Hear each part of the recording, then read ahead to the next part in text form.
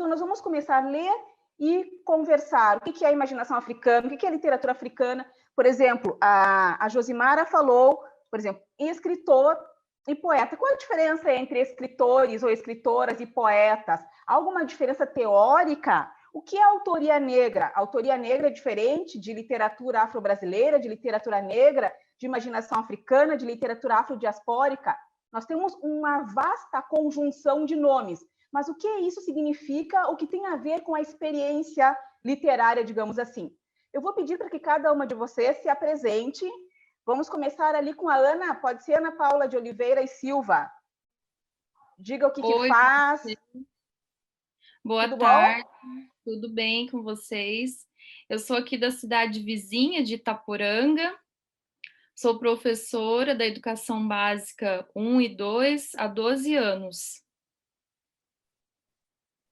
E escreve, Ana Paula, tem algum guardado ou alguma publicação? Não tenho uma publicação oficial, não. Pequenos rascunhos mesmo, assim, nada oficial. Nada oficial. Mas o que é oficial para um escritor, ou para uma escritora, ou para uma poeta? É uma publicação por uma editora pequena, média? O que será um poeta oficial? Tu nos trouxeste um conceito de poeta oficial, ou poeta oficial. Sibeli. Na minha concepção, sim, modesta, né? Teria que estar publicado em algo bem visível, assim. Então, vamos ver o que significa a publicação para a poeta ou para o poeta, né? O que colocar o livro no mundo via publicação implica para a criação poética ou para a posição desse poeta no sistema literário ou mesmo no mundo em geral, não é? Oi, Cibele, tudo bem? Cibele não está aí. Mona Lisa? Não, eu estou, mas... Até eu tô.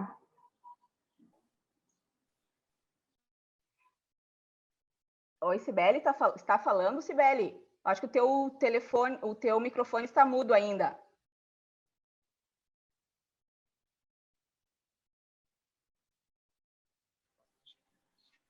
Isso.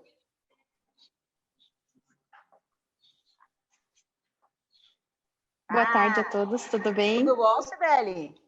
Tudo bem. E aí, o que tu nos diz? Então, eu sou TI da Prefeitura de Barão e eu não sou poeta, não sou escritora. Eu sou da área de informática. Então, ela é TI de Barão, que interessante, né? TI nós sabemos o que é, mas o que nós poderíamos criar com essa palavra TI? O que tu criaria com essa palavra TI, Adriana? TI, a Cibele de Camargo Fernandes é TI de Barão de Amazonina. O que é TI? É Barão de Antonina. Barão de Antonina, isso, Barão de Antonina. Eu sou técnica de informática. Sim, eu sei, Cibele, mas eu quero que você já crie com esse T e esse I. TI, o que poderia ser um TI que não o técnico de informática ou a técnica de informática? Tá aí, Adriana? Tecnologia e informação. Tecnologia e informação, mas diferente desse mundo das sim, redes, Cibele. Hã? Ai, não sei. Se tu estivesse no mar, Cibele, se tu estivesse no mar, T e I poderia ser o quê? T. O que tu pode dizer com T, com a palavra T? Com a letra T. T. Tenda. Tenda. Tenda. I. I. Aí agora, no mar. O I no mar. Ai, não sei pensar assim. Inventa, te joguei um problema no colo, um I no mar. Inventa, Cibele, vamos lá. Tenda, que mais? Um I no mar. Isca. Isca. E agora junta a tenda com a isca. Pode colocar uma ou duas palavras entre elas. Tenda com isca. Que frase tu pode formar? Tenda e isca. Estava debaixo de uma tenda e joguei uma isca no mar. Eu estava debaixo de uma tenda e joguei uma isca no mar. Muito bom, Sibeli. Muito bom. Ah, então tá bom. Prazer, viu? Prazer é todo meu e todo nosso, eu acho. Estávamos com a Adriana, é isso? Acho que ela caiu. Acho que Caiu? ela deve estar voltando. Tá bom. Me ajudem a coordenar, tá, pessoal? Depois vamos voltar para a Adriana. Milena, tudo bem, Milena? Tudo, e você? Eu estou bem. Nós não estamos vendo a tua imagem ainda. Aqui a minha internet está um pouco ruim aqui. Tá bem, então a tua voz já é suficiente. Quer te apresentar? Eu sou a Milena, eu tenho 16 anos e tô aqui para adquirir mais conhecimento, que eu gosto dessas coisas. Tu gosta dessas coisas? Que coisas é que tu gosta de tendas e iscas? Milena? Tenda, isca. Que mais tu gosta do mar? Dos peixes, a vista. O barulho do mar é muito gostoso de escutar. E como é que é o barulho do mar para ti? Se tu tivesse que reproduzir o barulho do mar, como é que é esse barulho do mar, Milena? É meio difícil, né? É difícil? Tá, mas nós não queremos saber se é difícil ou fácil. Nós queremos ouvir o barulho do mar na voz de Milena Proença. Como é que é esse barulho do mar, Milena? Tem vergonha? Tem vergonha de imitar o barulho do mar? Parece uma coisa de criança? Tenho vergonha.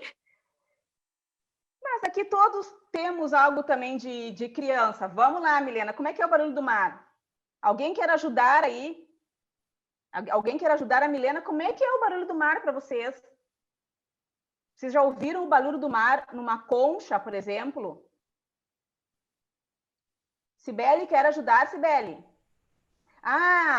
Alguém colocou ali, ó. Chuá! Chuá! Foi a Josimara que colocou? Tu tá dando cola, Josimara! Pessoal, vamos produzir esse barulho do mar. Coloquem... tirem o mudo do telefone de vocês. Vamos reproduzir esse barulho do mar. Todo mundo, sem vergonha, pessoal. Não precisa ter vergonha de nada. Vamos lá, Ana, Cibele, Milena, o Rogers, Cristiano. Vamos lá, Cibele. Ainda está mudo o teu microfone. Milena, ainda está mudo o microfone. Isso, Milena, todo mundo seguindo essa sugestão que a Josimara deu. Talvez outros escutem o mar de outra maneira, né? Que é um chuá! Vamos lá, pessoal. Chuá! Chuá! Chuá! Vamos lá, Ana Paula. Oi. Barulho do mar. Chuá! Isso, tu tá fazendo a concha. Essa posição da mão é da concha. Ótimo. Muito bom, pessoal. Foi um pouco tímido, mas tá indo. Então, a Milena já falou. Roger, Cristiano, tudo bem?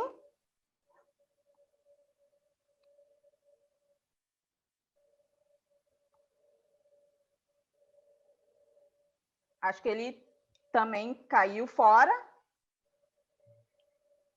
Tá, então a Ana, Cibele, a Milena. Eliane, ele não tem microfone, não está aparecendo o microfone para ele. Se ele quiser usar o chat para falar com a gente. Ok, pode usar o chat então, Rogers. Tem mais alguém que eu não esteja vendo? Então tá, pessoal, vocês estão com o material que a Josimara mandou.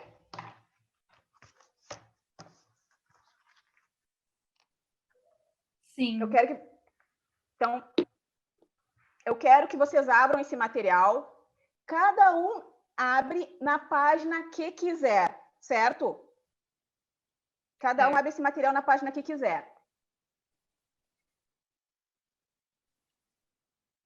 Então, tem alguém... Eu vou abrir aqui. Enquanto eu abro aqui o chat, eu vou ler... tá. O material de apoio para a oficina. Ok.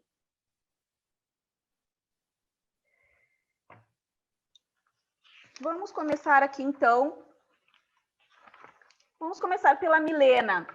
Milena, que página tu escolheste?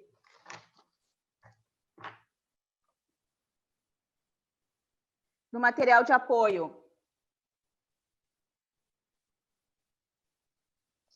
Página 18. Página 18. Vamos todos lá para a página 18. Ah! Ok. Qual vai ser a proposta? A Milena vai ler esse poema da Martin Schifferhoff, que é uma poeta da Etiópia, uma poeta contemporânea. Eu não quero que vocês acompanhem no texto, eu quero que vocês apenas ouçam. Muitas palavras vão se perder, muitos versos irão se perder, mas não importa. Nós vamos fazer agora uma experiência apenas de ouvir. Depois nós vamos voltar para o texto, certo? Certo. Milena? Eu. Tá.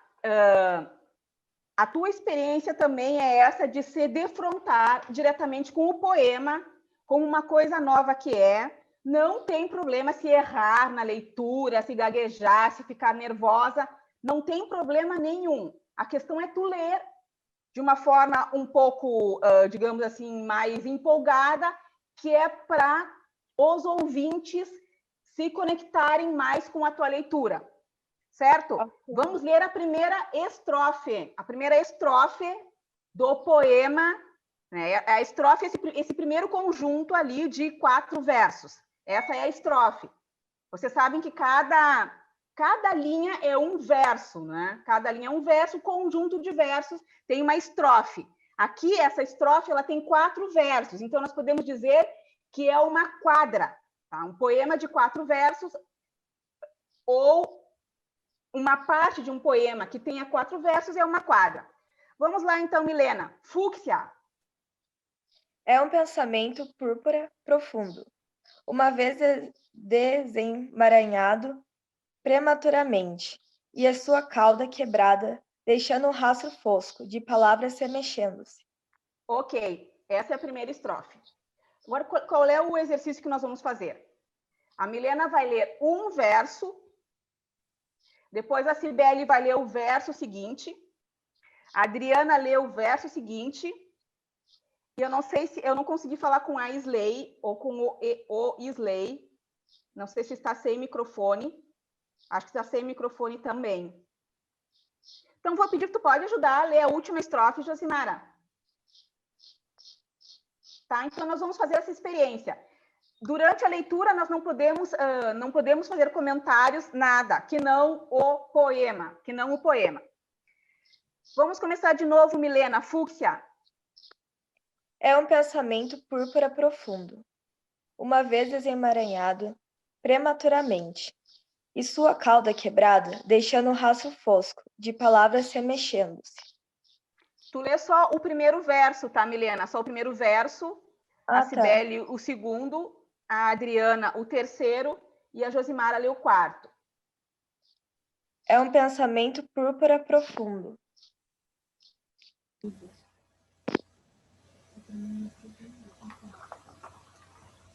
Cibele?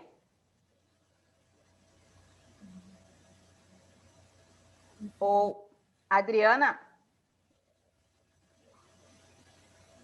Acho que não, que essa técnica não vai dar, porque eu não sei se as pessoas... Tá todo mundo ouvindo? Tipo a Cibele, a Adriana. Isso, sim. Vamos lá. Uma vez desemaranhado prematuramente. Adriana? Ela tá sem microfone. Ah, ela tá sem microfone. Tá. Então, pode ler todo o poema para nós, por gentileza, de novo, Josimara. Toda a estrofe?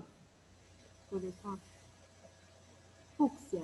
É um pensamento púrpura profundo, uma vez desemaranhado prematuramente, e sua cauda quebrada, deixando um rastro fosco de palavras remexendo-se.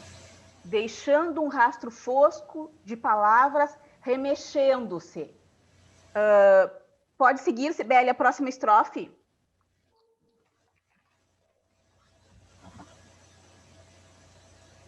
Quando Isso. Em Addis Abeba, meu pai comprou a cabra mais gorda de mercadores de rua para os beijos.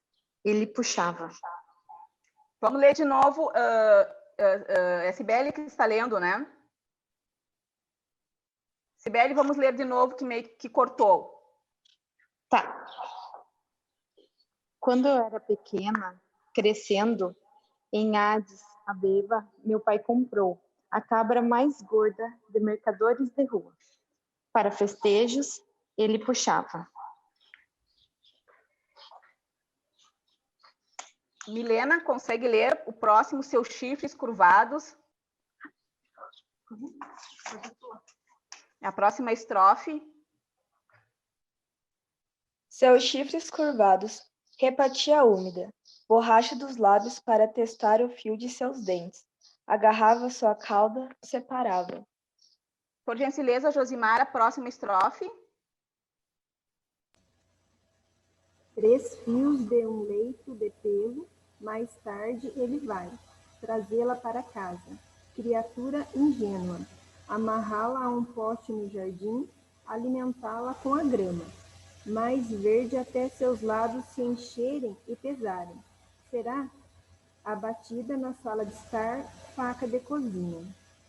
Ana Paula. Cortando em um ângulo preciso por seu pescoço. O sangue respingado sobre as lâminas de grama levemente caídas. Perto da minha mãe, no chão de cimento, um último conforto antes de seu fim. Vem a tarde, vai ficar pendurada de cabeça para baixo, cheiro viscoso, molhado emanando. Milena. Cheiro viscoso, molhado, emanando de suas vísceras.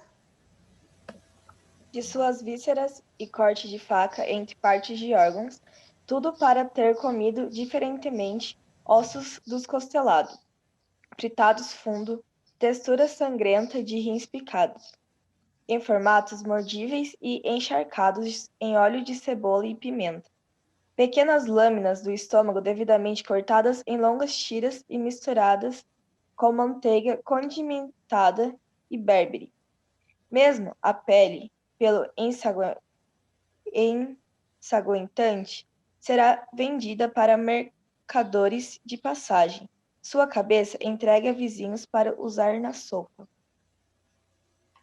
Cibele. Em setembro, os ombros da rua de Addis Abeba se inundam de margaridas amarelas, criando retalhos de luz de sol em dias chuvosos. Mas de vez em quando, uma margarida cor de amora se faz visível, sua cabeça bárbara em um campo de ouro, púrpura sujo em seu devir. Será que a Adriana consegue ler a próxima estrofe? A Adriana está sem microfone. A Adriana está sem microfone, tá. Posso ler se quiser. Por gentileza, Vanessa.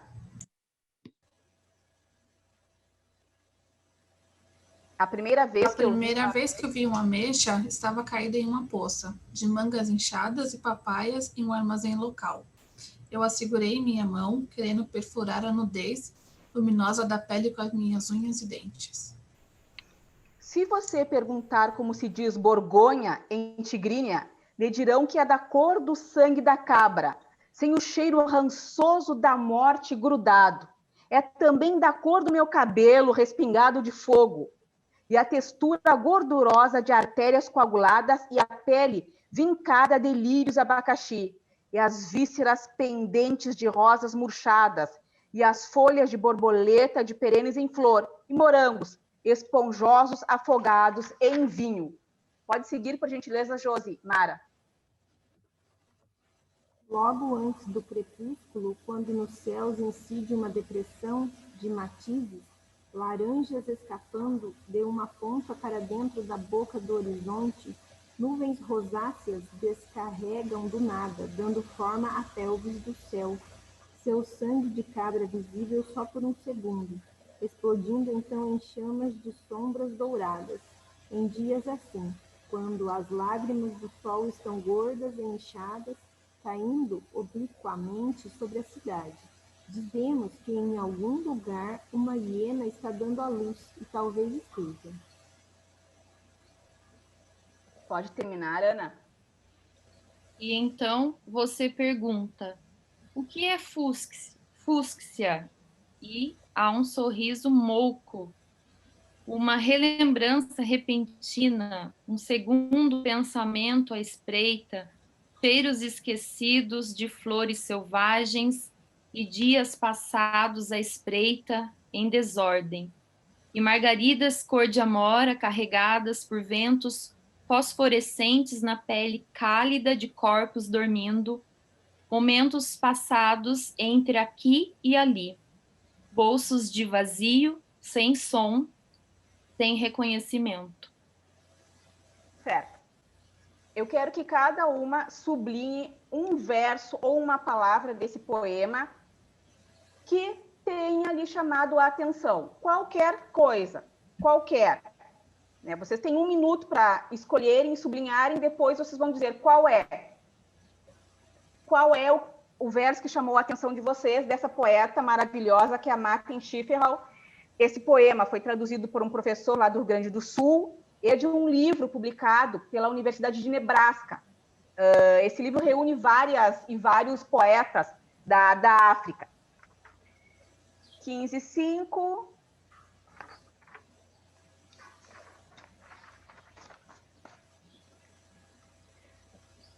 Por exemplo, a Isley e a Adriana podem colocar no chat qual foi o verso ou a palavra que lhe chamou a atenção desse poema.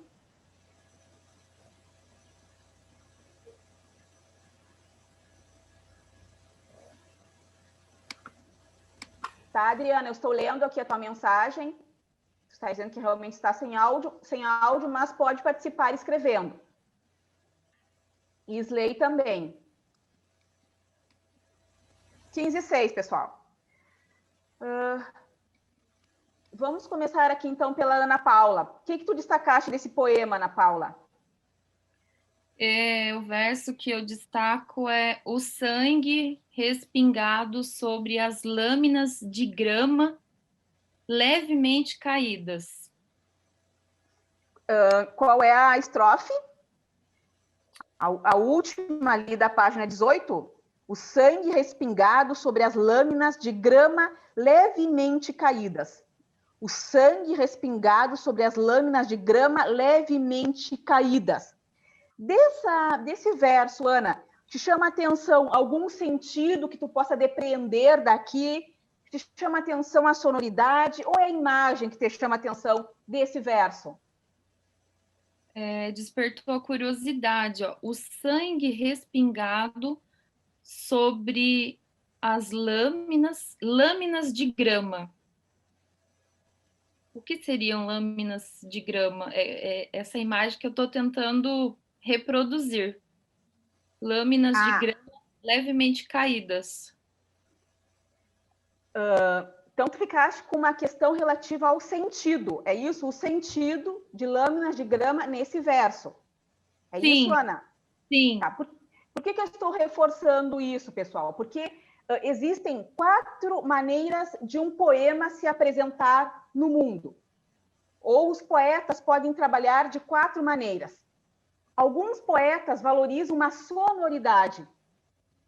Outros valorizam as imagens. E outros valorizam um possível sentido.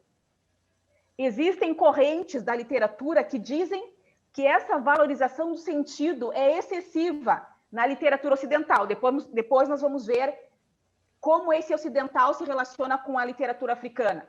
E que, na verdade, os poemas, eles podem ser o quê? Podem ser uma presença. A Ana poderia ter me dito, não, nada disso é importante para mim. Gostei da fruição estética que isso aqui me trouxe, pronto. Ela não precisa dizer isso, aquilo ou aquele outro. Mas agora ela disse, então, lâminas de grama. Sibeli, lâminas de grama, no contexto desse verso, o que poderia te remeter? Qualquer coisa. Que lâminas de grama pode te remeter ao quê?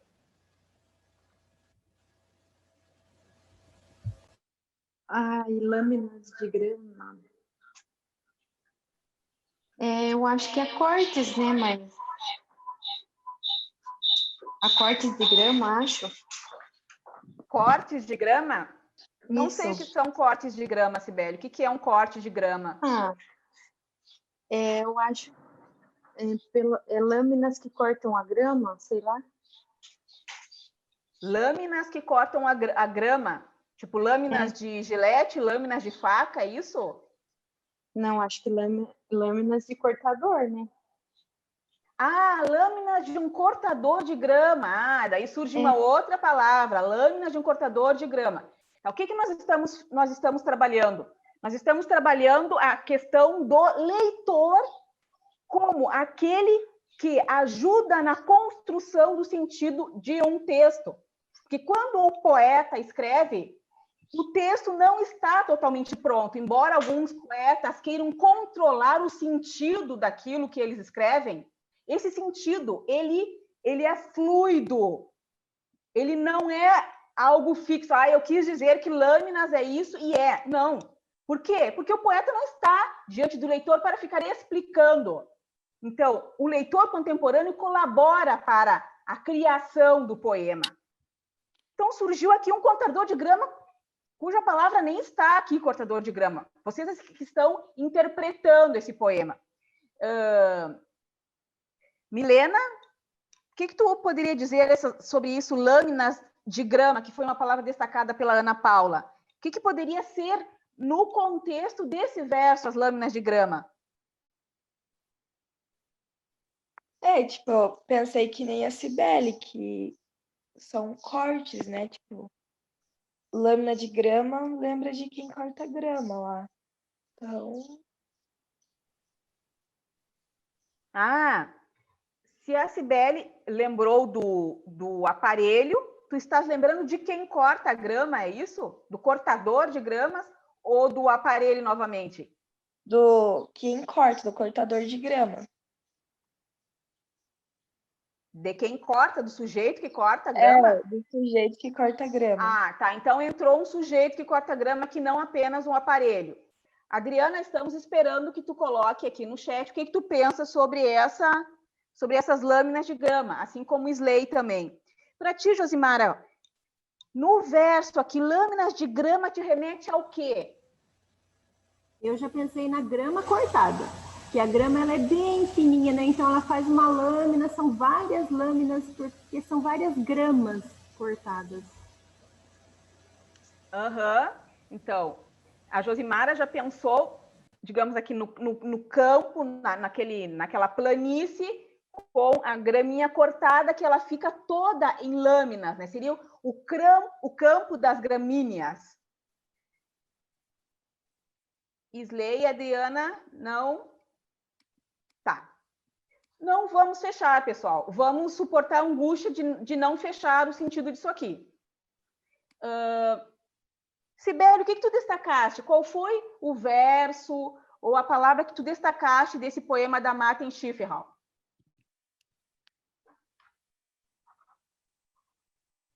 A Ana já foi, a Sibeli.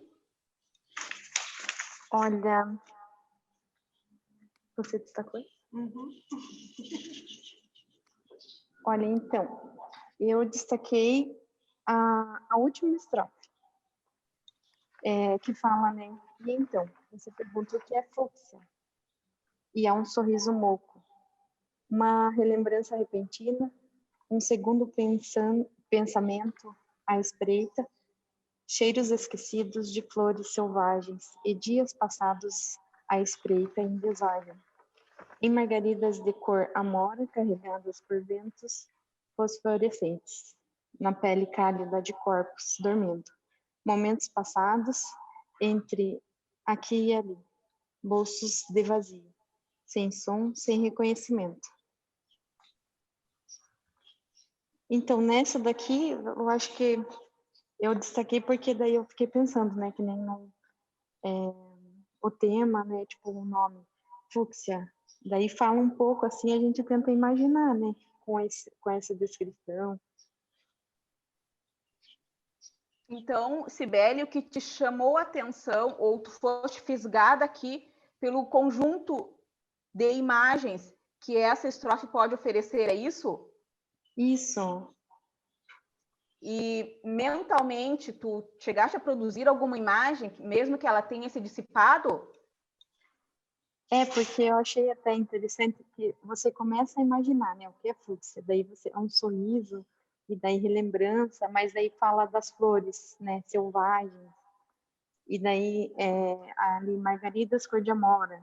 Daí a gente, né, fica imaginando. Margaridas cor de amora carregadas por ventos fosforescentes na pele cálida de corpos dormindo. E se eu perguntasse para vocês, vou voltar lá para Ana Paula. O que é fúcsia? Tu tem que responder, Ana Paula, dizendo qualquer coisa, mas nada adicionalizado. Não. Tu tem que dizer qualquer coisa absurda, que não tem a ver com cor, com flor. O que é fúcsia? Tu vai me dizer o mais absurdo possível, tá certo? Cada um de vocês vai me dar a resposta mais absurda possível para a pergunta. O que é fúcsia? Começa contigo, Ana Paula. O que é fúcsia, Ana Paula? É uma situação. Fúcsia é uma situação. Ah, é uma situação fúcsia. Olha, uma situação fúcsia. Passei por uma situação fúcsia, meu Deus. É isso? Absurdo. Ótimo, obrigada, Ana. É isso. Fúcsia é uma situação. Vocês podem passar por situações fúcsias. Josimar, o que é fúcsia para ti? Uma estrela cadente. Fúcsia é uma estrela cadente. E como é que tu pode produzir um texto com isso, Josimara? Fúcsia é uma estrela cadente que... Não pensa muito, vai lá. Fúcsia é uma estrela cadente que...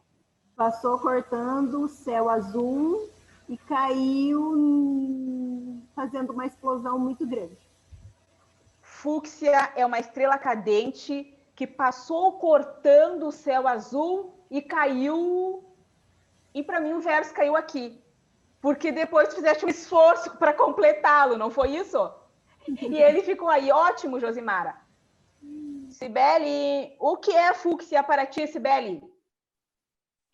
É uma coisa, um alimento. Fúcsia é um alimento? Um alimento.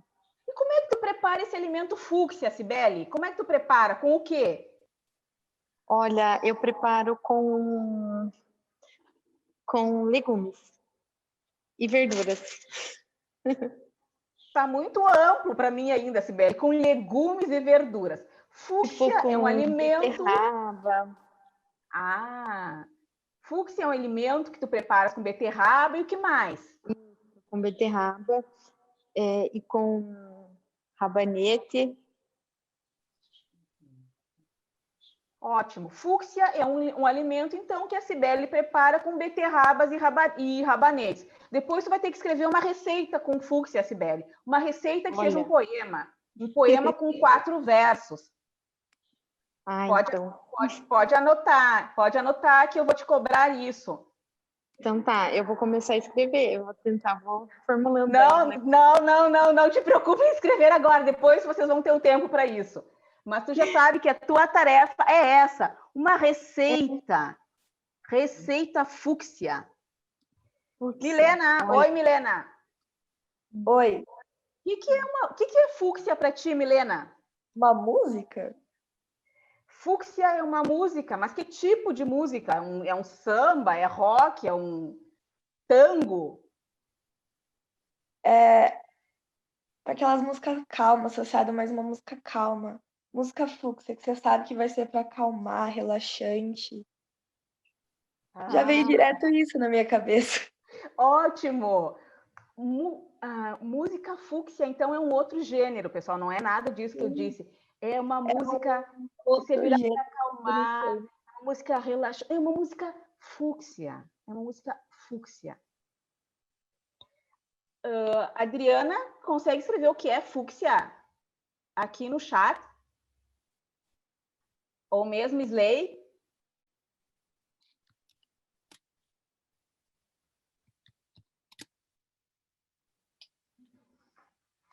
Tá, então vamos seguir.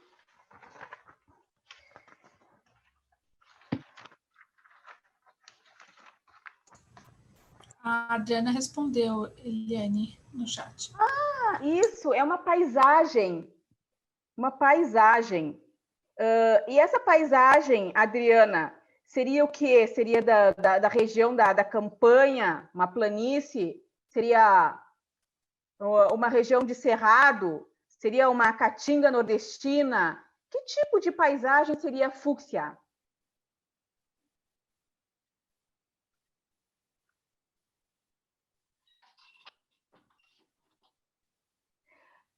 Cheia de flores não vale, Adriana. Não vale porque é mais ou menos uma imagem que consta no poema. Eu quero algo bem distinto. Tenta um outro tipo de paisagem.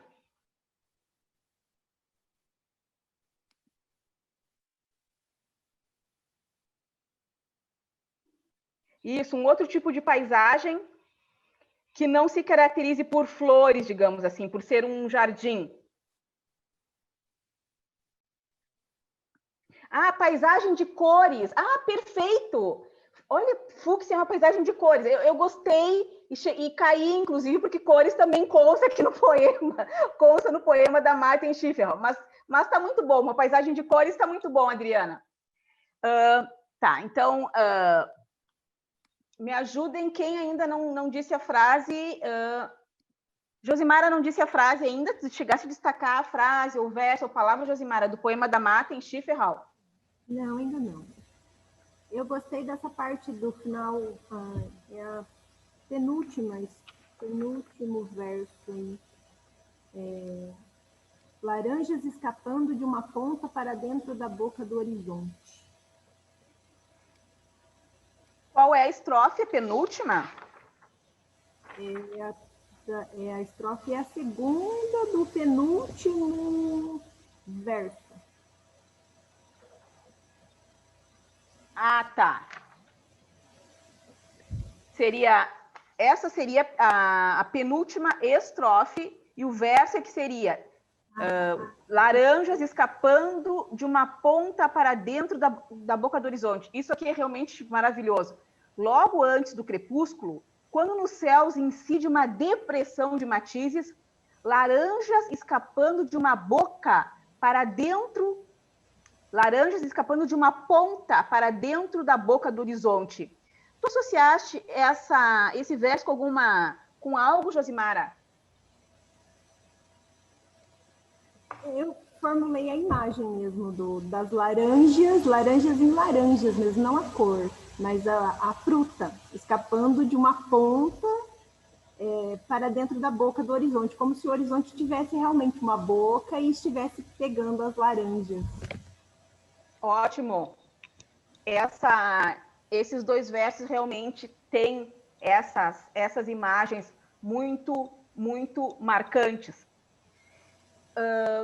Se tu tivesse que escrever um pequeno verso com uma palavra, laranjas que escapam, Josimar, o que tu poderia escrever?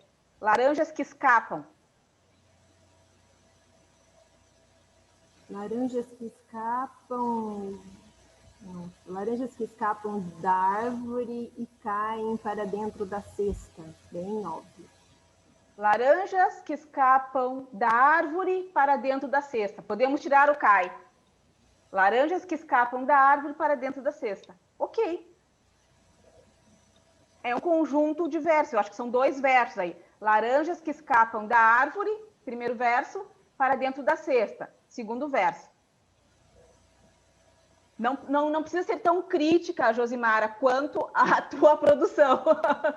Uma das questões principais que nos afetam como artistas, e principalmente nós, mulheres, é essa posição de mais crítica com relação àquilo que nós criamos. Vamos escrever, tentar socializar isso, ou num grupo como o nosso agora, ou por meio de uma publicação. E se houver uma crítica, que bom que haja uma crítica, porque significa que alguém está lendo aquilo que nós escrevemos e alguém ouviu aquilo que nós dissemos. Valeu, Josimara, é isso. Quem mais não disse ainda? Tem pouca gente, mas eu me perco. A Adriana já colocou aqui, a Cibele já falou, a Isley. Vanessa, tu destacaste alguma coisa, quer dizer? Isso aqui, eu coloquei: as lágrimas do sol estão gordas e inchadas, caindo obliquamente sobre a cidade. Eu gostei de como... Ai, desculpa, pode falar. Não, pode falar. Na verdade, eu gostei de outros, parece que é um outro jeito de falar de chuva. Eu gostei dessa outra maneira de falar, que estava chovendo. Sim, as lágrimas... onde é que está? Engraçado na que... Na página 20... 20, inclusive, é a penúltima estrofe, né? Isso mesmo. As lágrimas do sol estão gordas e inchadas, caindo obliquamente sobre a cidade. Dizemos que em algum lugar uma hiena está dando a luz, e talvez esteja. Ana Paula de Oliveira e Silva, entrou, Ana Paula? Vamos ver.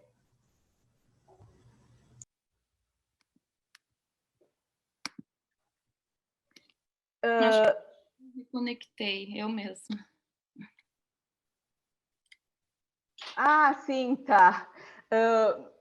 Vamos voltar aqui para a Milena. Vou pegar essa última parte desse verso destacado pela Vanessa, né? As lágrimas do sol estão gordas e inchadas, caindo obliquamente sobre a cidade. Dizemos que em algum lugar uma hiena está dando a luz, e talvez esteja. Porque também uma hiena ou uma cabra ou um animal também, quando está grávido, fica gordo e inchado. Né? Milena, se tu tivesse que descrever, por exemplo, vocês já viram uma cadelinha, um outro animalzinho esperando filhotes? Vocês têm essa experiência de animais grávidos? Então, e quem não tem vai inventar. Eu quero que vocês escrevam 2 linhas, fazendo uma descrição dessa cadelinha ou qualquer animalzinho que esteja grávido, que esteja esperando filhotinhos. Tá? São 15 e 26, vocês têm até 15 e 28 para escrever 2 linhas. Escrevam 2 linhas que depois eu vou ouvir o que vocês escreveram.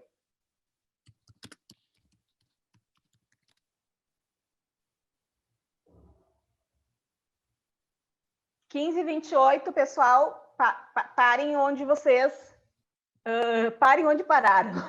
Parem onde pararam, vale o que fizeram até agora. Eu esqueci de comentar com vocês que eu estou aqui em fartura, eu estou aqui num hotel, por isso que vocês estão vendo a cabeceira da cama ali.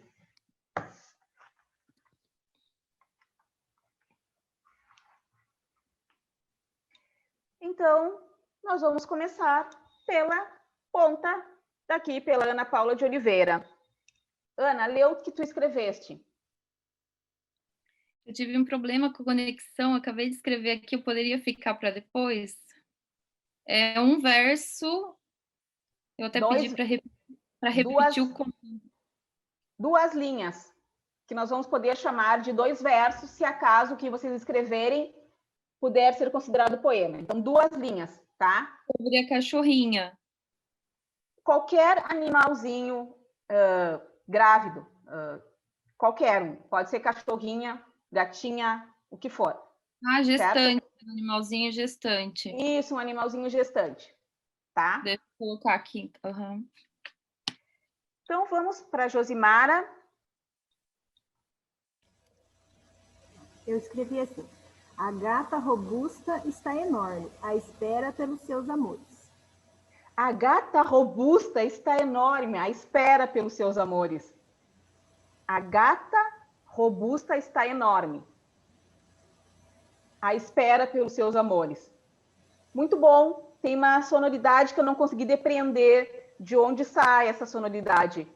Tanto é que eu consegui memorizar o poema da Josimar. Há uma redundância, né? A gata robusta está enorme, e essa redundância ela é poética. A gata robusta está enorme à espera pelos seus amores. Ótimo, Josimara, obrigada. Cibele, podemos ouvir o teu texto, Cibele? Eu escrevi assim, até eu mandei no bate-papo. Com dor a esperar o momento chegar, porque eu imaginei já numa hora assim que ela tivesse para dar à luz, né?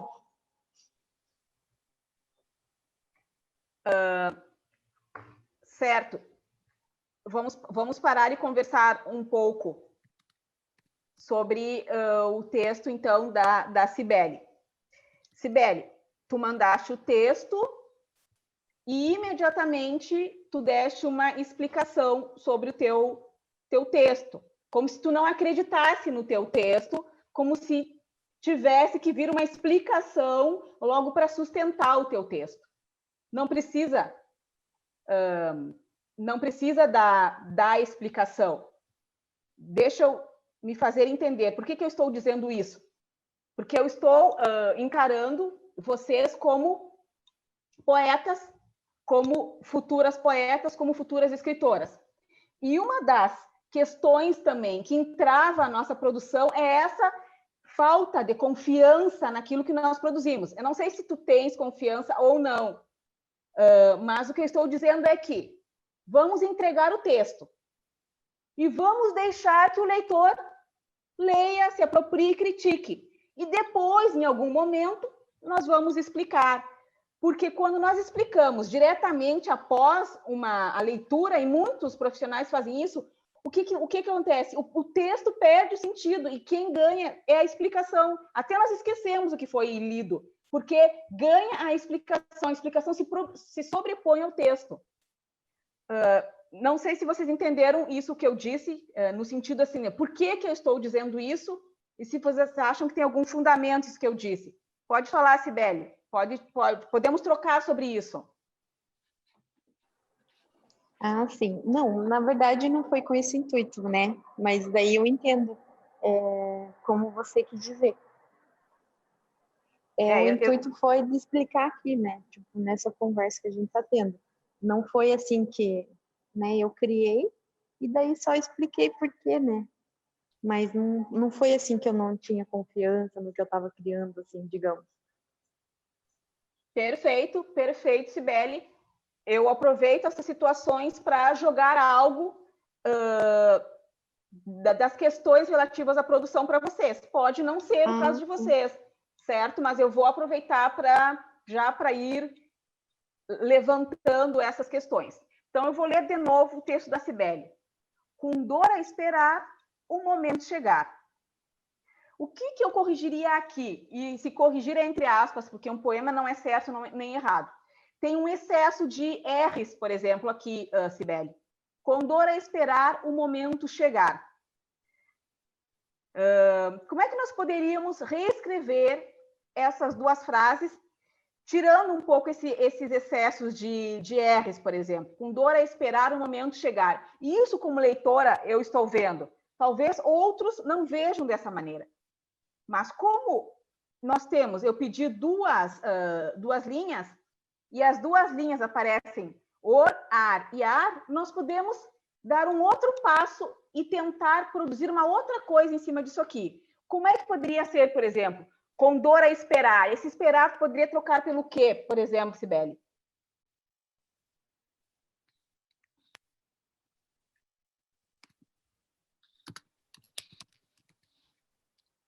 Eu estou pensando, mas aí também eu pensei em aguardar, que é a mesma coisa, né? Por exemplo, eu sugiro, com a dor da espera, isso. Após a dor da espera, o momento chegou. Por exemplo, é uma outra possibilidade. Correto. Deixa eu ver. Milena, poderia dar uma sugestão? Uma sugestão quanto ao texto da Cibele? Uma sugestão em que os infinitivos ali em esperar e chegar, e ali o dor, onde se perca um pouco desse som em R.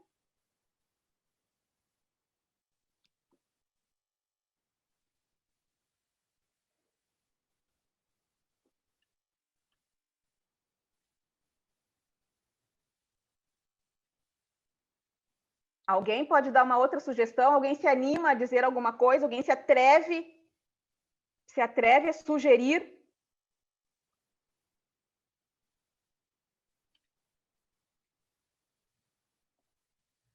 A Ana Paula escreveu: pobres gatinhas à espera de um lar, para afago encontrar. À espera. Ana, o teu poema também tem isso que eu diria de um excesso de ar, né? Pobres gatinhas à espera de um lar, para afago encontrar, à espera. Esse à espera foi só a correção da crase, por isso do asterisco, não considere esse. Pobres gatinhas à espera de um lar, para afago encontrar. Isso. Como tu poderias mudar esse texto, trabalhar em cima dele, por exemplo, para tirar esses ar de lar e encontrar, para deixar menos forte esses sons em ar no final? Deixa eu ver aqui. Pobres gatinhas à espera de um lar. Procuram abrigo onde afago há. Nossa, agora foi longe. Procura um abrigo. É isso mesmo. É isso, pessoal. Ir produzindo em cima. Procura um abrigo onde afago há. Daí já inverteu, mas tirou. Eliminou esse. O ar. Procura um abrigo onde afago há. Pobres gatinhas à espera de um lar. Procura um abrigo onde afago há. Deixa eu ver aqui. Então, a Ana já foi, a Josi já foi, a Cibele já foi. Adriana colocou aqui, pobre cachorrinha à espera de seus filhotinhos. Nós precisamos dar mais uma volta aqui para tentar transformar, Adriana, esse texto num poema. Tá? Pobre cachorrinha à espera de seus filhotinhos. Tá? Mas o que mais se pode dizer dessa pobre cachorrinha e desses seus filhotinhos? O que mais se pode dizer? Vai escrevendo aqui, Adriana, que depois eu leio.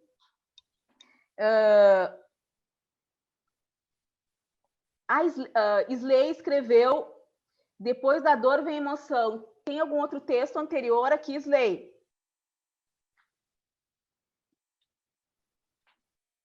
Tá, Adriana. Pobre cachorrinha à espera de seus filhotinhos para alimentá-los com muito carinho. É um verso. Mas aqui também, ó, vocês vejam, pessoal, que a oralidade ela está presente na nossa forma de produzir um texto, porque esses ecos das rimas, eles nascem desse nosso acento na oralidade. Por exemplo, quando eu escrevo um poema, eu escrevo assim, cheios de rimas, e às vezes a gente nem se dá conta dessas rimas. Mas depois, o que eu faço? Como eu não quero escrever poemas com essas rimas finais, por exemplo, tem poetas que escrevem isso e tá ok. Mas dentro do meu projeto estético, eu não quero essas rimas. O que eu faço? Eu corto e substituo. Mas aí é o quê? O trabalho de cada um sobre aquela matéria-prima inicial, que é o texto. Então, eu vou voltar para o texto da Adriana. Pobre cachorrinha à espera de seus filhotinhos para alimentá-los com muito carinho. O que nós podemos fazer para tornar esse texto um pouco mais cruel? Tá doce, né, pessoal? Tá carinhoso, tá amigável, tá fofo. Nós vamos transformar isso numa coisa cruel. Vamos deixar a fofura, pode ser também a fofura, mas nós vamos passar por um momento de crueldade. Tá? Então, cada um aqui, nós vamos crudelificar esse texto aqui da Adriana. Eu vou ler de novo e cada um vai pensar em alguma palavra, em alguma frase para transformar isso aqui num pouco mais duro. Pobre cachorrinha, à espera de seus filhotinhos, para alimentá-los com muito carinho.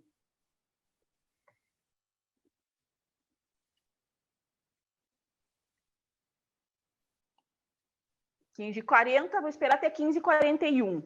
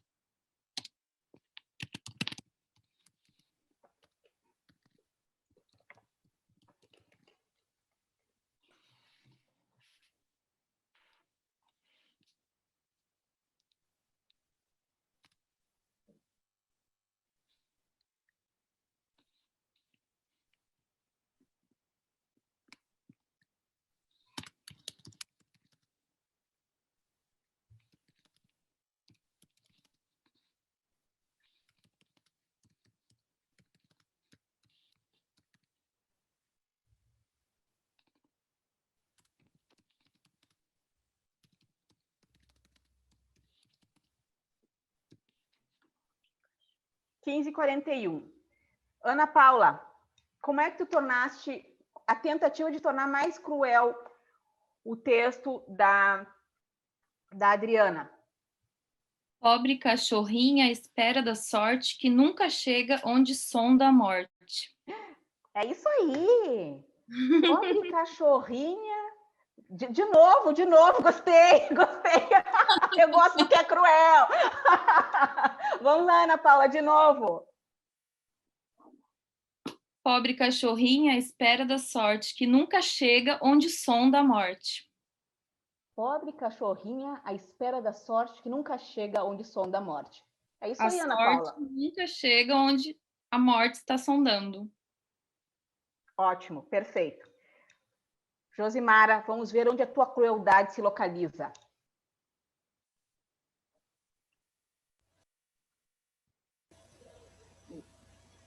Pobre cachorrinha aflita por seus filhotinhos terá que buscar alimento não sabe onde.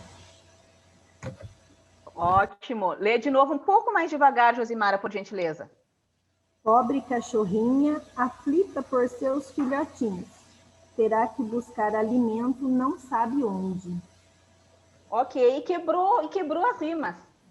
Pobre cachorrinha, aflita por seus filhotinhos, terá que buscar alimento e não sabe onde. Se eu estivesse colocando esse texto num papel, né, porque uma das questões do poeta também é como eu vou colocar o texto no papel. Não é um acidente, por exemplo, o texto estar no centro, à direita ou à esquerda, quebrado, não quebrado. Essa última estrofe, por exemplo, esse último verso, eu deixaria, por exemplo, 2 espaços e mais esse último verso como algo que realmente cai, como algo que quebra, como algo dissonante daquela perfeição inicial da cachorrinha com os filhotes, aquela coisa. Aí quebra, ela não sabe onde ela vai encontrar. Isso é uma quebra do real e uma quebra no poema também.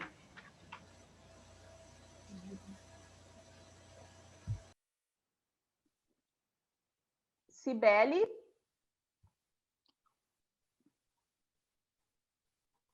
Como é que tu conseguiste ser cruel com esse texto?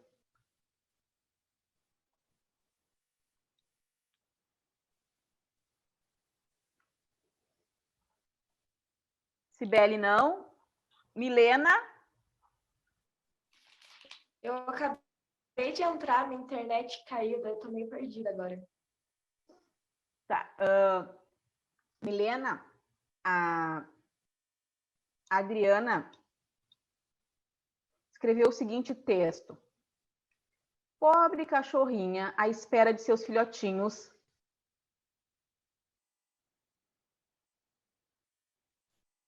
Agora ela já escreveu outros textos aqui. A ideia é tornar esse texto um pouco mais cruel, um pouco mais duro. Deixa eu ver. Alguém pode me ajudar? Qual era o texto inicial? Era pobres. Pobre cachorrinha à espera de seus filhotinhos para alimentá-los com muito carinho. Esse era o texto inicial da Adriana. Todas nós estamos trabalhando em cima desse texto de modo a torná-lo um pouco menos doce. Então, eu quero que tu escreva algo sempre a partir desse texto, deixando ele um pouco mais trágico, digamos assim.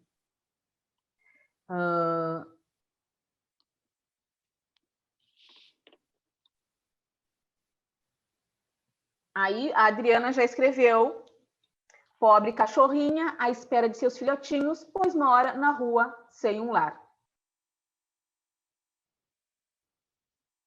Ah, agora já inverteu. Ela espera os seus filhotinhos e ela mora na rua sem um lar.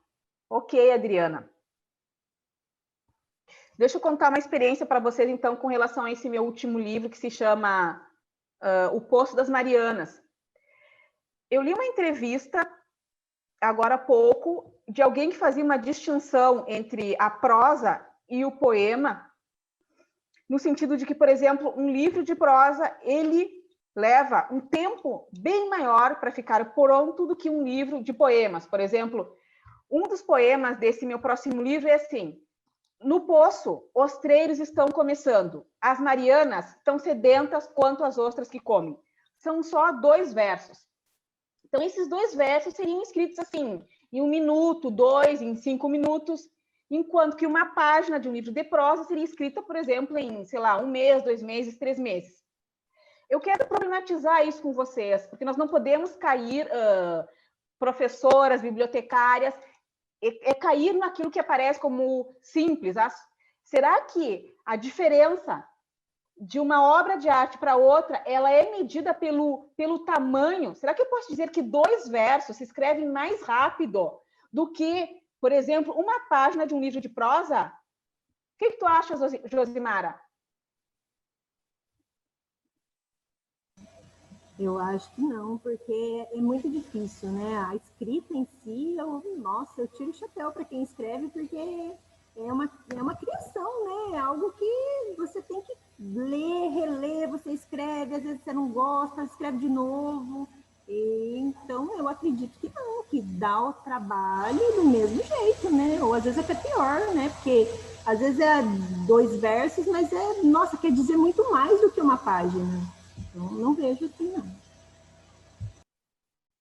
Ana, o que tu pensa sobre isso? 2 versos mais rápido que uma página de um livro de prosa? Eu quero problematizar isso com vocês, no sentido de que, será que a quantidade de palavras, a quantidade de frases, ela diretamente está relacionada com o tempo para se escrever? Por exemplo, esse Poço das Marianas, eu estou escrevendo esse livro há 10 anos praticamente. E é um livro que tem, os poemas são curtos, às vezes são 2 versos, às vezes é 1 verso. Mas para escrever, por exemplo, esses 2 versos, eu levei talvez 5 anos, porque eu faço esse trabalho que eu estou fazendo aqui com vocês.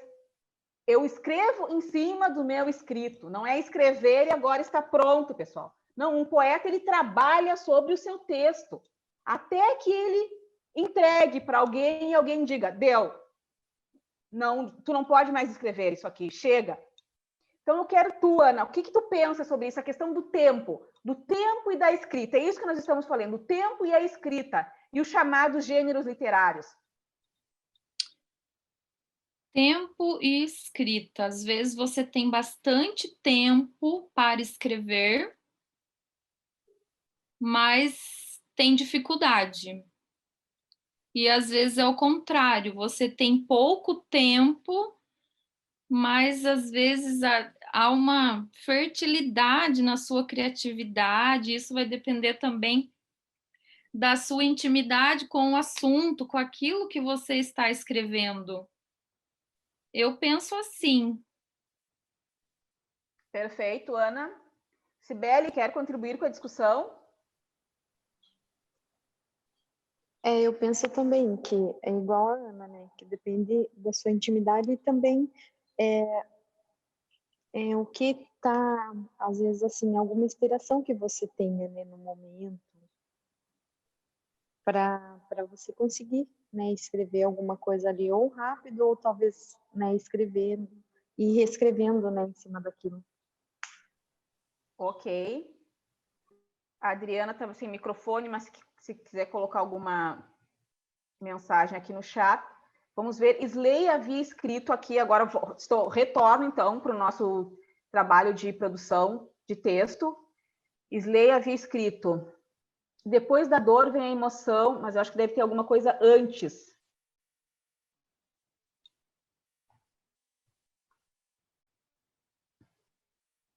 Depois da dor vem a emoção. Não encontrei aqui, Sley, mas nós podemos ajudar na construção desse texto, né? Depois da dor vem a emoção. Milena, como é que que palavras tu poderia acrescentar aqui, depois da dor vem a emoção, para tornar o texto, para colocar o texto no caminho do poema? Depois da dor vem a emoção.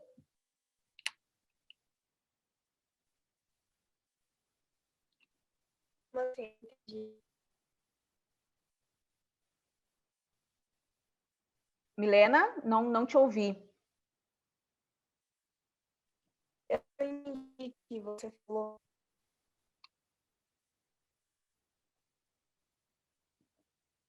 Acho que estamos com problema de áudio. Depois eu volto com a Milena. Adriana. Cibele quer ajudar aqui. Depois da dor vem a emoção. Como é que nós podemos colocar um pouco mais esse texto no caminho do poema?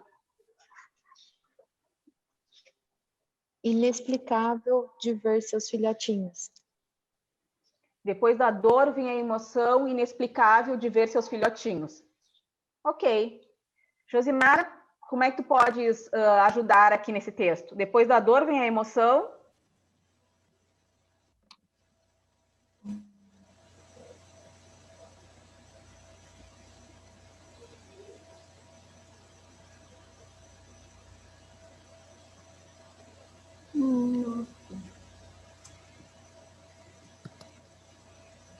Depois da dor. Depois da dor inesgotável, vem a emoção que transborda. Depois da dor inesgotável, transborda a emoção. Transborda. Aí eu também colaboro contigo. Ok. Só lemos a Martin Schifferhall, nós temos muitas poetas e não entrei ainda no tema da imaginação africana. Vou pedir para alguém, então, escolher uma outra poeta. Uma outra poeta. A Martin Schifferhall, quem foi que escolheu? Foi a Milena. Foi a Milena, tá. Então, tu, Ana, qual a página, Ana? Deixa eu achar o meu texto aqui, que eu minimizei. Deixa eu minimizar, eu tô com dificuldade para achar o texto. Onde eu coloquei o texto? Deixa eu ver aqui, arquivo. Tudo bem, pode procurar. Ah, o material. Isso, material de apoio mandou aqui, fica mais fácil.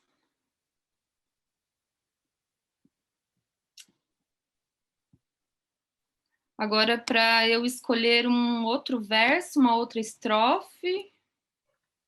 Nós lemos o poema todo da Martin Schifferhall, né? O poema é composto de estrofes, de versos. Eu quero que tu escolha uma outra poeta agora. Ah, uma outra página aqui para começarmos. Uhum. Daquela hora que me chamou a atenção. Georgina Herrera, Cuba, página 20. Georgina Herrera, isso, Georgina Herrera. Pessoal, essa poeta é maravilhosa. Hoje ela tem 84 anos. Eu tenho um contato pessoal com ela. A escola de poesia que eu coordeno, eu estou traduzindo 40 poemas da Georgina Herrera, ela nunca foi traduzida para o Brasil. Então, eu estou traduzindo 40 poemas dela, de uma obra que foi publicada, me parece que nos Estados Unidos, e ela mandou 2 poemas novos para serem publicados, especialmente no Brasil. Ela está numa situação um tanto quanto difícil hoje, lá em Cuba, por questões da Covid, por dificuldades de acesso à alimentação. Então, o fato da nossa editora ter comprado os direitos autorais dela é algo assim, bem importante, não só para que nós conheçamos a produção dela aqui no Brasil, mas também para a própria Georgina Herrera, né? Uma mulher que produziu como ela produziu hoje, com 84 anos, numa situação difícil, que não é incomum entre os poetas, ainda hoje não é incomum entre os poetas. Então, vamos lá, qual é a página, Ana? 23. 23. Deixa eu chegar lá na página.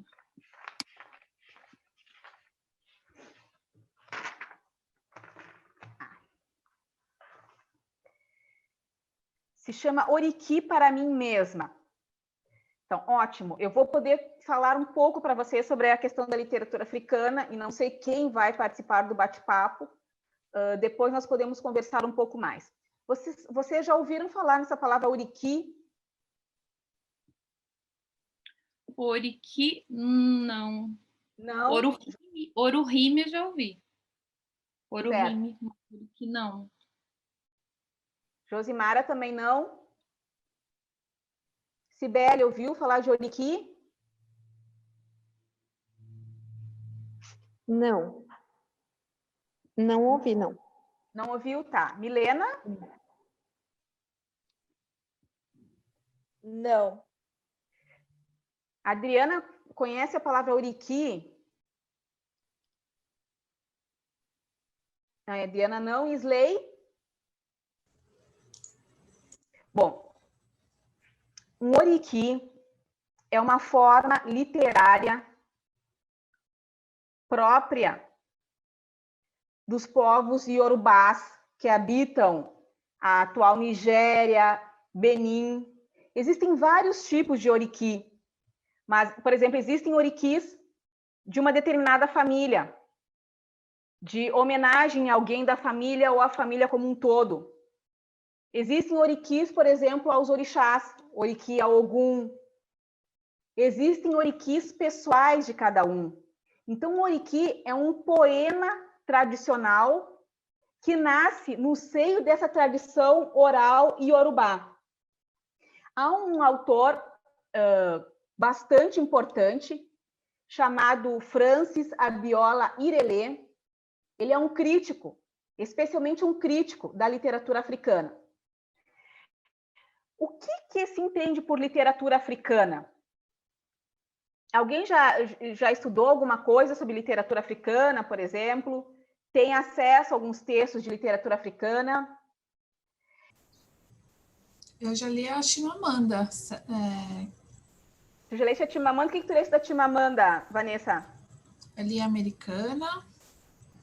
Basicamente só faltou um. Li Americana, li No Seu Pescoço, Sob o Sol Amarelo. Meio Sol Amarelo e Hibisco Roxo. Isso. Eu recomendo que todos leiam Hibisco Roxo. Tá. Vamos partir da Chimamanda, então. A Chimamanda Ngozi Adichie, que ela, digamos assim, se tornou bastante conhecida pelo livro Sejamos Todas Feministas e Como Educar Crianças Feministas, mas ela é uma romancista fenomenal. A Chimamanda, ela nasceu na Nigéria, entre os povos que nós classificaríamos como Ibos. Ela não é Yorubá, ela é Ibo, e ela escreve em inglês, que é uma língua originária da Europa. Então, segundo o Francis Abiola Irelé, a Chimamanda, se nós fôssemos classificar, e essa classificação é apenas para fins daquilo que nós, para fins de conhecimento, ela estaria num terceiro nível, digamos assim, do que se entende de literatura africana, que é o quê? A literaturas africanas modernas escritas em línguas europeias. Se nós temos literaturas africanas modernas escritas em línguas europeias, nós temos um nível inicial que se localiza na tradição oral. Então, nós temos a literatura tradicional oral africana. E nessa literatura tradicional oral estão os oriquis, estão os idialás, estão os isibongos, que são formas literárias da África do Sul, de Ruanda. Essas formas literárias, apesar de parecerem antigas, elas são formas atuais. Porque essas formas, elas sustentam toda a literatura contemporânea. Mas entre a tradição oral, pessoal, e essa tradição em línguas europeias, existe um outro nível de literatura, uma outra classificação, segundo Francis Abiola Ilele, que é a literatura africana escrita em línguas originárias da África. Por exemplo, um autor chamado Ngugi wa Thiong'o, ele escrevia em inglês, depois ele abandonou a escrita em inglês e passou a escrever na língua originária do Quênia, que é o Kikuyu ou Gikuyu. Existem outros autores que passaram a escrever diretamente nas suas línguas que antes não apresentavam um registro escrito. Então, vejam a complexidade da literatura produzida no que nós chamamos de África, né? Nós temos, então, a tradição oral, a tradição escrita em línguas originárias da África e a literatura escrita, a moderna literatura escrita em línguas europeias, o inglês, o francês e o português. E como base dessas literaturas, digamos assim, nós temos a chamada literatura oral. Agora, dentro da literatura oral, nós temos também vários subníveis para fins de compreensão. Nós, nesse chamado Ocidente, nós entendemos uma coisa por oralidade, porque a nossa cultura não é oral, a nossa cultura é escrita. Na África, vamos pensar assim, até por volta de 1959, mais ou menos, nós tínhamos uma tradição predominantemente oral. Quando eu digo uma tradição predominantemente oral, eu digo que não havia literatura na África ou que não havia literatura escrita na África? São duas perguntas. E nós precisamos, como estudiosos, como leitores, pensar nessas perguntas. Pelo fato da literatura não ser escrita, significa que não há literatura?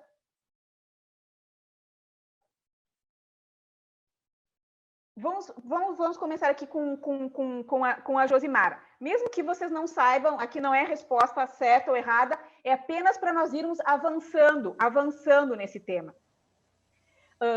Por exemplo, Josimara, eu não sei se vocês conhecem um autor chamado Chinua Achebe, que escreveu O Mundo se Despedaça. Deixa eu dar um texto aqui. Chinua Achebe, eu vou escrever aqui.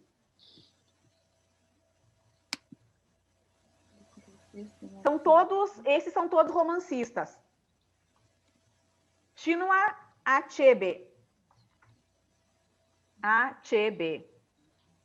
Mas o chat...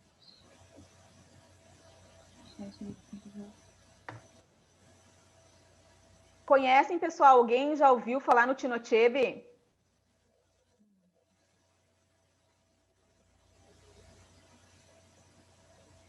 O Chinua Achebe escreve um livro fundamental chamado O Mundo se Despedaça. Ele publica esse livro em 1958 e, segundo os críticos, ele funda embora o próprio Chinua Achebe não leve isso muito a sério por outras razões que nós temos que investigar, mas esse livro é considerado o fundador ou fundante da literatura africana moderna escrita em línguas europeias. O que se passa nesse livro? Há um grupo familiar entre os Ibos, porque o Chinua Achebe também ele é desse grupo Ibo, como a Chimamanda. Havia um personagem principal, o Okonkwo, e o Okonkwo é um nobre, digamos assim. E ele luta psicologicamente contra o seu pai, que não é, entre aspas, um nobre. O seu pai não conseguiu riqueza, o seu pai não teve muitos filhos, não tinha, digamos assim, esses bens materiais que eram importantes também para aquela sociedade naquele momento. Só que o Oconco comete um crime e ele é expulso da sua comunidade e é mandado para a casa da mãe. Nesse meio tempo, há o contato do grupo cultural do Oconco com os ingleses. E aí há um desfecho para esse livro que eu não vou dizer porque eu quero que vocês leiam esse livro. Bom, quando o Chinua Achebe escreve esse livro, ele diz que, em vários textos, ele diz que ele estava sob o influxo negativo do Coração das Trevas. Não sei se vocês leram esse livro, porque no Coração das Trevas, a imagem que se tem do homem africano, da mulher africana, das crianças, da cultura africana, é uma imagem totalmente depreciativa. É uma imagem, inclusive, que quando criança, o Chinua Achebe e o próprio Irelê acreditavam que fosse a imagem do africano, porque era apenas isso que eles liam.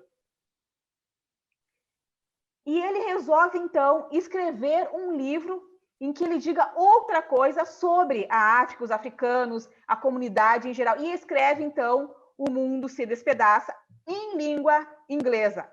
Só que, dentro desse livro, como ele constrói esse livro? Ele constrói, por exemplo, com provérbios africanos, com provérbios tradicionais africanos, com aforismos, com uma língua falada naquele momento na comunidade dele. Ou seja, ele pega o inglês e faz desse inglês uma outra coisa. Ele produz um outro tipo de literatura. Eu estou falando demais. Perguntem, eu acho que até eu me perdi naquilo que eu estava dizendo para vocês. Vocês querem perguntar alguma coisa sobre isso? Porque eu comecei a falar em Oriki, localizei o Oriki nas literaturas africanas. Qual o campo da literatura africana? Tradição oral da literatura africana. Depois eu disse para vocês que essa tradição oral perpassa, é aquilo que dá especificidade, inclusive, para a literatura africana escrita em línguas modernas, inglês, francês e o português. Em síntese, é isso. E destaquei que vocês precisam conhecer esse livro, O Mundo se Despedaça, do Chinua Achebe, que funda em 1958 essa chamada moderna literatura escrita.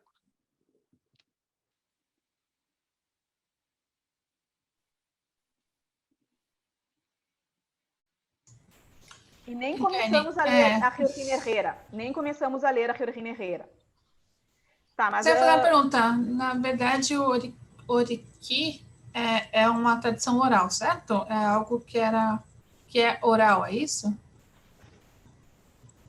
O Oriki, Vanessa, vamos falar assim. O Oriki, na tradição africana, ele é oral. Por quê? Porque a tradição da literatura africana é uma tradição oral. Hoje, por exemplo, nós temos pessoas escrevendo orikis no Brasil. Há um autor chamado, por exemplo, Richard Serraria, que está escrevendo neo-orikis. Escrevendo. Então, essa produção é deslocada do seu chão originário e é transformado em outra coisa. Mas é isso que sucede. O Oriki, ele pertence à tradição oral, mas hoje ele já está se transformando. Já há registros escritos de orikis, especialmente esses orikis aos orixás. Agora, uma outra pergunta. Eu tinha feito uma pergunta para a Josimara e deixei essa pergunta em aberto. Uma outra questão que eu acho importantíssima. Em determinados momentos, por exemplo, uma tradição oral é vista como oposta a uma tradição escrita, e inclusive é vista como uma fase anterior de uma tradição escrita. Segundo o Irelê, não é nada disso.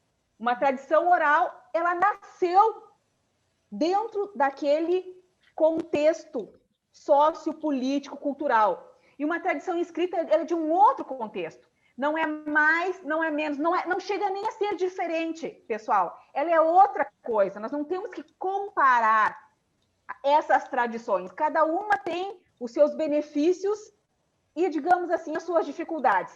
Nesse livro do Irelê, chamado Imaginação Africana, ele vai falar dos prós e dos contras de cada uma dessas tradições. Há um autor aqui no Brasil, excelente poeta também, que é o Edmilson. Ele trabalha também essa questão da tradição aqui no Brasil, principalmente em Minas Gerais.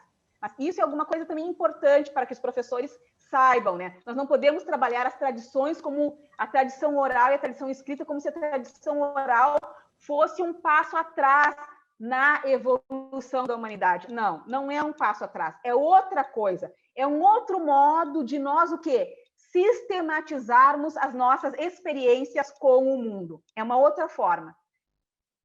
É uma coisa que eu gostaria de perguntar para vocês também. São tantas coisas nessa parte. Se diz que a escrita chegou na África, por exemplo, com os colonizadores europeus. Isso também não é verdade, pessoal. Algumas tradições escritas foram introduzidas na África ainda na Idade Média Europeia com o Islã, na África do Leste e na África do Oeste. Essa implicação islâmica originou o que nós chamamos de uma poesia afro-árabe, em Swahili, em Hausa.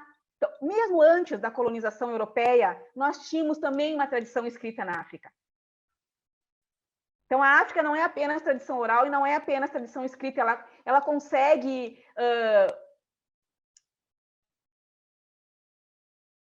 essas duas tradições e ainda complexizar ainda mais essa tradição escrita, né? Tendo como apoio essa tradição oral.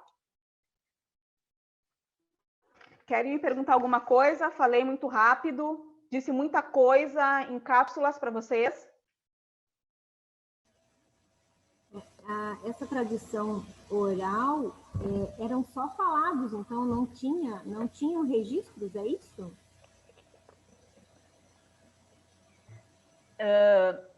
Aí é que está, Josi. A tradição oral, ela não é apenas fala, ela é performática, porque todo o corpo, todo o contexto do sujeito, e aí nós não temos autoria numa tradição oral, porque a autoria de toda a comunidade tem um sujeito simplesmente que ele vai partir, digamos assim, um verso daquele jeito em determinado lugar, mas a autoria é de toda a comunidade. Sim, não é que não existisse registro escrito, não faz parte dessas comunidades, não fazia parte o registro escrito. A forma era outra, por exemplo. É a mesma coisa com a cultura indígena, por exemplo, né? Não havia algo escrito, era sempre oral, né? Contava histórias sobre aquilo. Sim, exato. A tradição é oral, é passada, não apenas na fala, é por isso que eu disse que não é apenas na fala, é todo o corpo. Quando alguém vai dizer um oriqui, é todo o corpo do sujeito que diz esse oriqui, e é toda a comunidade que se envolve. E vejam que por exemplo, isso que se passa de um para outro, às vezes tem tanta consistência, isso não sou eu que estou dizendo, é o Irelê, do que, por exemplo, um texto escrito. O texto de Ifá, por exemplo, o Ifá são poemas. Dentro da literatura, nós chamamos o Ifá de poemas. Existe há não sei quantos anos como texto. E quando eu digo texto, não é apenas um texto escrito, oral também é um texto. Nós, aqui nesse Ocidente precário, é que tendemos a entender o texto como escrito, mas não, um texto ele pode ser uma produção vocal também. E dentro dessa oralidade, como eu disse para vocês, para fins, por exemplo, de falar com os alunos, quem é professora, quem é professor, nós podemos falar de níveis de oralidade. Esse nível aqui que eu estou conversando com vocês, por exemplo, se nós estivéssemos numa tradição oral, é o nível da conversa comum. É o nível que tenta ser o mais denotativo possível, embora não alcance essa denotação pretendida. a um outro nível, que é o nível retórico, que é o dos ditados, dos aforismos, dos provérbios, e há um nível da literatura propriamente dita. Porque aí, no nível da literatura propriamente dita, nós temos o quê? Nós temos uma linguagem intensificada, uma linguagem com a intenção de produzir um texto literário, de produzir arte. Vamos lá para a Georgina Herrera, então. É a Ana Paula, não é, Ana?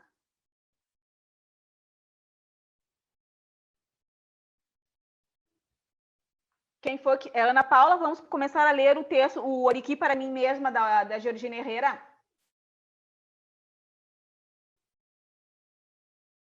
Vamos lá, estão ouvindo? Perfeitamente. Pode ler todo o Oriqui para mim mesma, tá, Ana Paula? Ele não é longo. Tá. Oriqui para mim mesma. Eu sou a fugitiva, a que estrondosamente abriu de par em par as portas da casa grande e correu ao monte. Não há armadilha sobre a que eu não haja saltado. Não encontraram nunca as marcas que conduzam ao meu quilombo. Ao que parece, soube fazer muito bem as coisas. Rio, baixinho e intensamente faço caretas aos contramaiorais. Atiro pedras, quebro cabeças, sinto queixumes e maldições.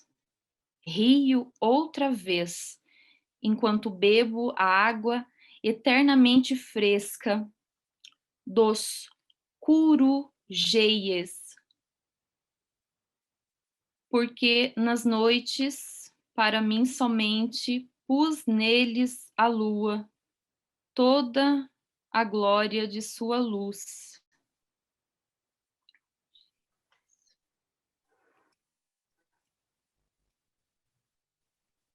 Muito boa a leitura, Ana Paula.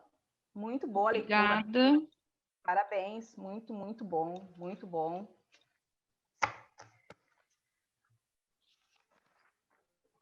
Eu vou pedir para a Josimara ler, então, ali o da página 24, seguimos com Georgina Herrera, a foto, o exílio, a nostalgia.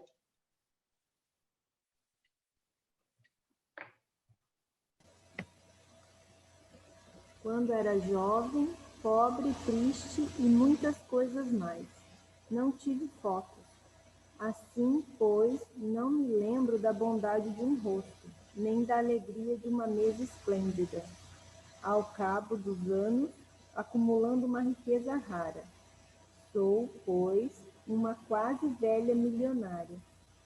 Ao fim de minha idade média, olho uma foto amarelenta, porém bem guardada. Dela saem rostos de extraidores, uma história de exílio feito fumaça, e a nostalgia, antes da fotografia, depois dela, sempre, de quê?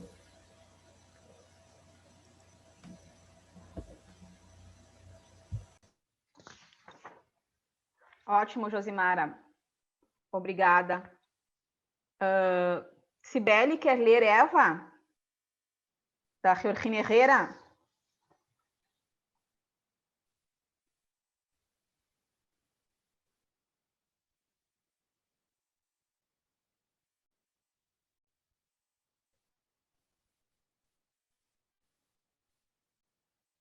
Quer ler, Vanessa, por gentileza, Eva? A Milena, o que a Milena está dizendo? Ela está entrando de novo. Ah, está entrando. Vamos ver se ela quer ler. Eu posso ler, então. A partir desse Eva, né? Isso, Eva da Georgina Herrera. Tá. Adão, ocioso e solitário, anda, desanda e volta a andar. Esse primeiro lugar inventado para viver, chamado paraíso. Também ociosos, os lentos vinhedos, cotejam seu mel que ninguém toca e envelhece. Para fazer algo, Adão bebe, E no mormaço da tarde que a chuva envolve, vai dormir e sonha. Um sonho longo, espesso, qual a garoa desse entardecer lhe impede ver como chega essa primeira mulher. Eva vem, quem sabe de que lugar. Tomba preciosamente junto a ele. Irá se acostumar a nunca mais estar tão só. Descansa às costas de Adão, desse lado que dói. Porque sobre ele passou o torpor do vinho, alheio a esse prodígio que é a água. Ela não é magia nem milagre, é simplesmente uma mulher que desfrutou a chuva, vendo-a cair, molhando nela suas mãos e seu cabelo, em que colocou flores úmidas, e chega agora atravessando o arco-íris. Adão acorda e a vê preciosa. Crê que sonha, que ela saiu dele e pergunta a Deus. Seu cúmplice e ambos a intuem poderosa, mais que eles dois. Temem e ajustam a mentira. Eva não se importa e passa o tempo. Tanto que Deus e Adão e todos quantos chegaram depois acreditaram na falsa história. Roda a história, contador por Adão, à sua maneira. Diz que nua extraiu de suas costelas, quando em verdade ela chegou vestida de céu. Tarde e cantos de 1000 pássaros. Volta a passar o tempo, tanto. Adão respira fundo, incha seu peito, estende seus 2 braços, com a segurança de quem sustenta o mundo por si só. Chama a Eva, que escreva em miúdos traços uma versão novíssima daquele acontecimento. Ela então pensa, já é hora de que esse homenzinho conte suas costelas, saiba que estão intactas. Ótimo, ótima leitura. Foi a Cibele que leu, né? Isso. Muito bom, Cibele. Bom, obrigada. Eu quero, eu recortei aqui desse poema a expressão vestida de céu. Eu quero que vocês façam uma quadra, escrevam 4 versos a partir de vestida de céu. Vestida de céu faz parte do verso, do primeiro verso, tá? Vestida de céu.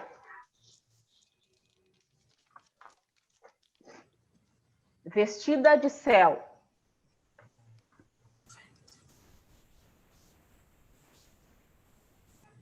Pessoal, conseguiram escrever?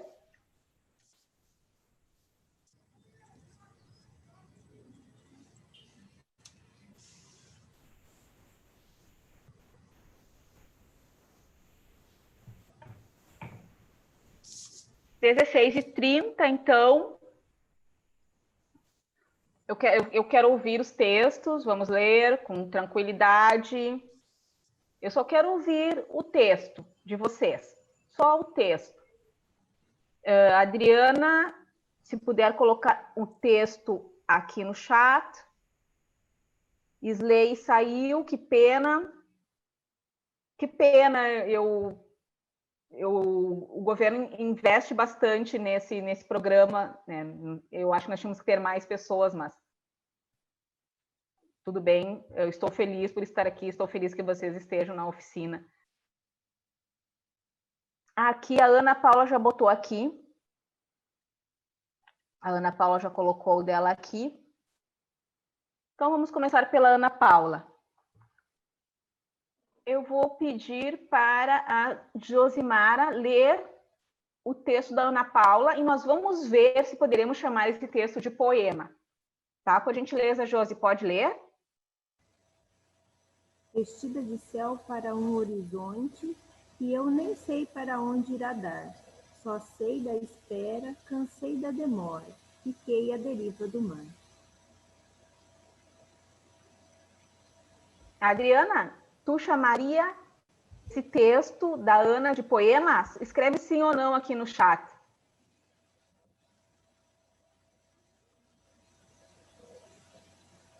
Sim. Cibele, tu chamaria o texto de poema? Tu conseguiste ouvir? Eu vou ler de novo. Vestida de céu para um horizonte que eu nem sei para onde irá dar, só sei da espera, cansei da demora, fiquei à deriva do mar. A Cibele, sim. Milena, tu chamaria de poema esse texto da Ana? Olha, palmas. Muito bem. Vanessa, tu chamaria de poema? Sim. Chamaria de poema. Milena, tu também chamaria de poema o texto da Ana? Sim. Sim, eu também chamaria de poema. Eu faria umas pequenas alterações, como crítica que sou, e uma das questões dos poetas também é essa, né? Suportar que alguém faça uma intervenção no seu poema. E só aqueles textos que têm essa, chamaremos de vocação para poema, aceitam essas alterações. Quando o texto não dá para nada, não tem alterações que possam ser feitas. Vestida de céu para um horizonte que eu nem sei para onde irá, esse dar não precisaria, Ana. Sim. Vestida de céu para um horizonte que eu nem sei para onde irá, não sei para onde é o horizonte, então o dar cai. Só sei da espera. Cansei da demora, eu colocaria num outro verso, só sei da espera. Cansei da demora. À deriva do mar, estou. Eu tiraria também os sei, cansei, fiquei, porque segue uma estrutura monótona. Só sei da espera, cansei e fiquei. Muitos poemas bons publicados em livros, né, e não significa que porque ser publicado em livro seja bom, mas enfim, muitos poemas publicados apresentam essa estrutura. Mas como poeta, nós temos que ver isso. Se essa estrutura, ela cabe naquele poema, ou se ela cansa, se ela é repetitiva, se essa repetição é desnecessária. E aqui, eu não preciso. Só sei o cansei, tá ok. Depois, a deriva do mar, eu posso trocar o tempo verbal. Troco fiquei por estou, ok. Muito bom, Ana. Obrigada. Então, a Ana já foi. A Adriana. A Adriana, pode colocar o teu texto ali no chat, por gentileza? Enquanto isso, podemos ouvir a Cibele? Podemos te ouvir agora, Cibele?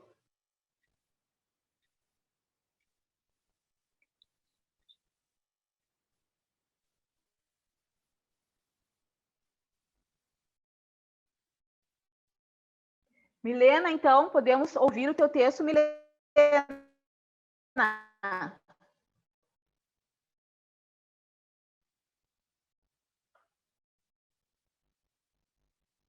Então, vamos para a Josimara. Vamos te ouvir, Josimara.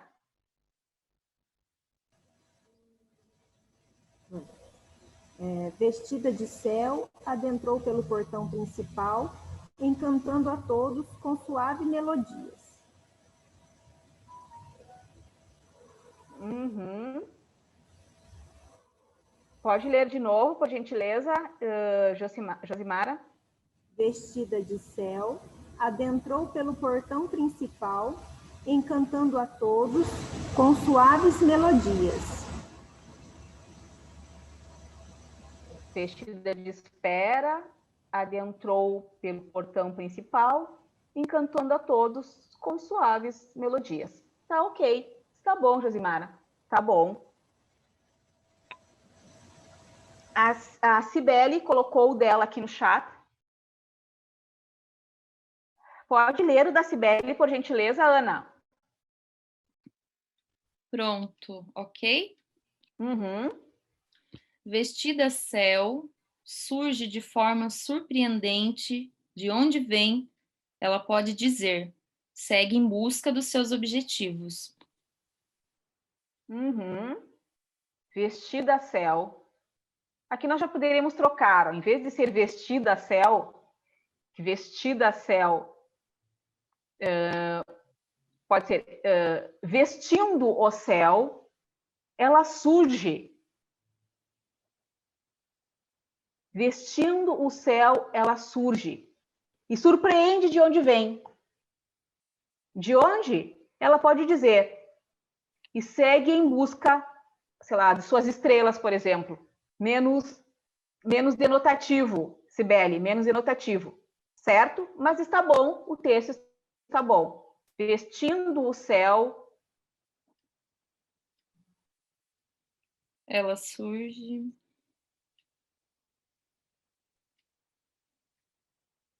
Vestindo o céu, ela surge. Ela surge. E surpreende de onde vem. E surpreende de onde vem. E se em busca de suas estrelas. E em busca de suas estrelas, né? E em busca de suas estrelas, ela poderá dizer onde, por exemplo. Ok, por exemplo, quando eu escrevo, pessoal, eu costumo deixar os rastros dos meus textos, e os meus alunos na escola de poesia eu também digo, deixem os rastros dos seus textos. Faça uma versão, aí faz a segunda versão, faz a terceira versão, e depois vocês veem qual daquelas versões vocês vão adotar. Quais daquelas versões vocês vão jogar no lixo? Quais vocês vão encaminhar, por exemplo, para uma publicação? É interessante deixar os rastros da escrita, né? Ótimo, ótimo, Cibele. Muito obrigada. Adriana. Vanessa, pode ler, por gentileza, o texto da Adriana? Claro. Vestida de céu, numa tarde ensolarada, sinto o vento soprar, a paz a me consumir. Vestida de céu, numa tarde ensolarada, sinto o vento soprar e a paz a me consumir. Ok, Adriana, muito bom. Muito bom. Só para implicar um pouquinho com a Josimara. Josimara, se tu tivesse que dar uma outra versão para esse texto, incluir alguma palavra, excluir alguma palavra para o texto da Adriana, como ficaria esse texto? Se trocar o sinto ali por vejo, vestida de céu, numa tarde ensolarada, vejo o vento soprar e a paz a me consumir. Vejo o vento, tem até os espanhóis chamariam de uma rima interna. Vejo, vento. Foi muito boa a troca, Josimara. Eu não sei se tu tinha pensado ou não nessa rima, mas ela funcionou. Esse vejo o vento funcionou. Muito mais do que sinto o vento. Vamos ter que encerrar, pessoal. Né? Só lemos 2 poetas, mas eu considero que foi muito boa a oficina, muito boa a participação de vocês.